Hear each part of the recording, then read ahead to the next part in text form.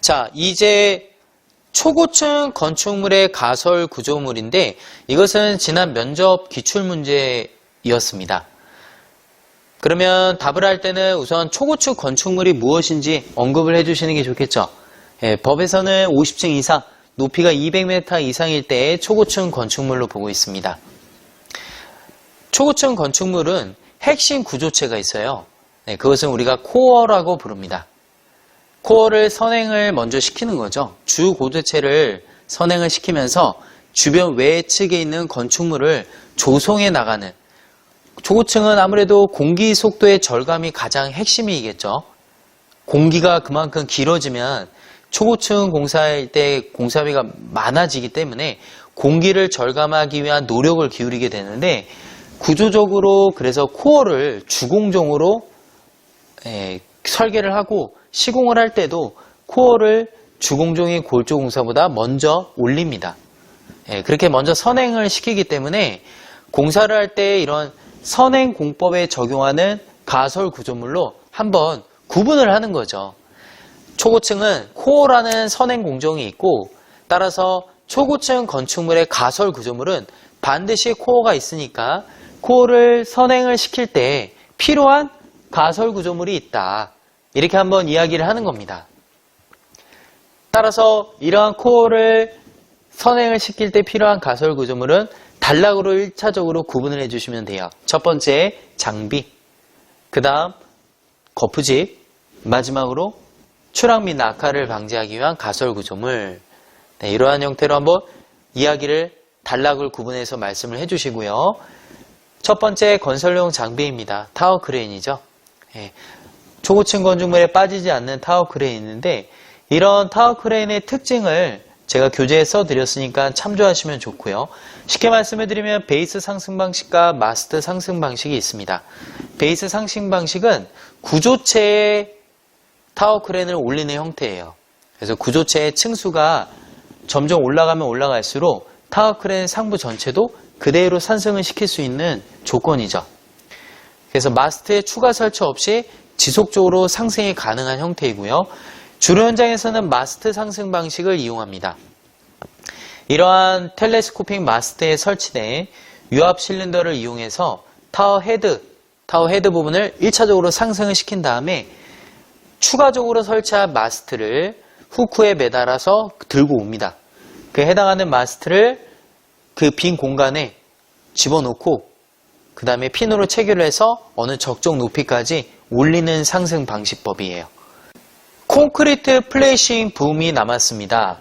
콘크리트 플레이싱 붐은 콘크리트를 타설하기 위해서 콘크리트 타설, 어떤 중앙부라든가 단부에서 콘크리트 압송관을 이용을 해서 압송력에 의해 콘크리트가 위로 올라가야 되잖아요.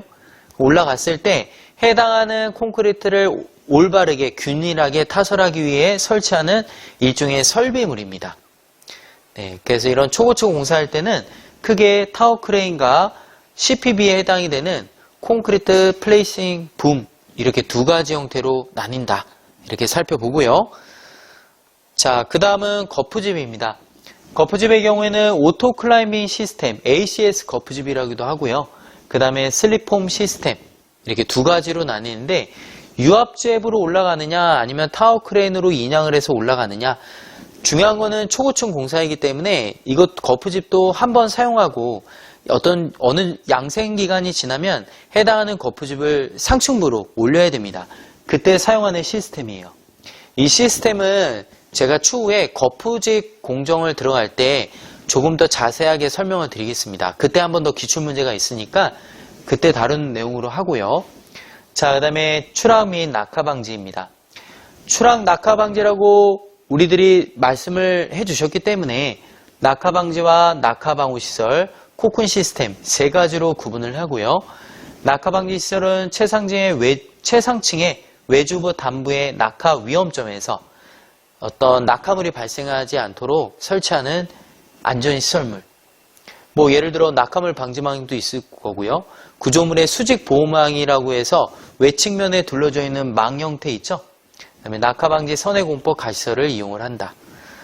낙하방호 시설의 경우에는 낙하물이 바닥에 떨어지지 않도록 안전하게 차단하는 안전시설물로서 낙하물 방지막, 방호 테크, 방호 선반, 보행자 안전 통로 이렇게 구분이 됩니다.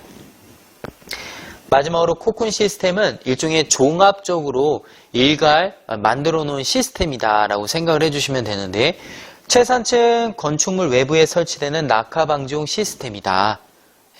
그래서 일종의 작업대이다. 일체형 가설 구조물이다라고 보시고요.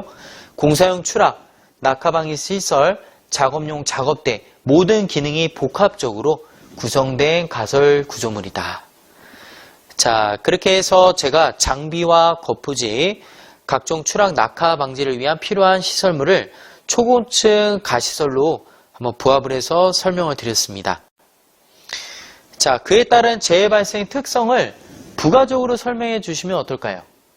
물론 답의 일반적 안전수칙까지 말씀을 해주셔서 끝난 부분이긴 하지만 제가 개요에 어떠한 가설구조물의 문제점이 있고 그 문제점 중에 하나가 재해가 발생이 되면 아주 큰 비용이 발생이 된다. 재해 발생 비용이 발생된다라고 말씀을 드렸는데요. 그 특성을 한번 언급을 한 번 더 해주시는 거죠. 한전된 공간에 다수의 장비가 있기 때문에 클라이밍시, 장비가 올라갈 때 장비 간의 간섭에 주의해야 한다.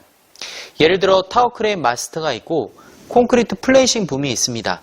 콘크리트 플레이싱 붐은 360도 회전하는 설비물이에요. 하지만 마스트에 간섭이 됐을 때 충돌의 위험이 있죠.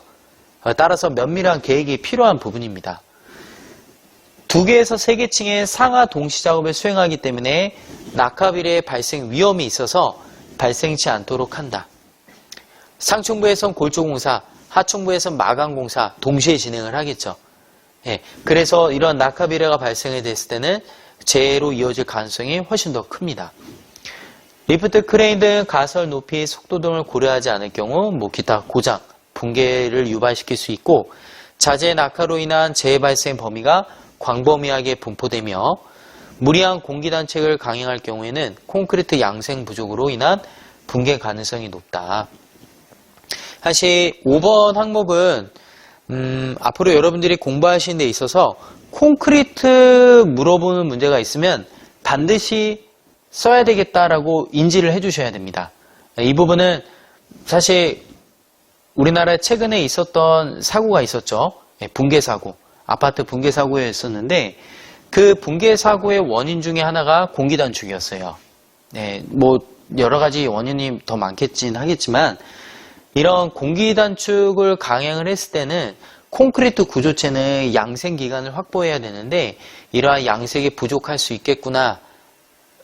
이런 걸 한번 생각을 해주시고 한번 언급을 해주시는 것도 어떤 콘크리트를 물어보더라도 한 번쯤은 요거에 대해서 깊은 고민과 그것을 답안에 기술하시는 그러한 능력을 키우셔야 합니다.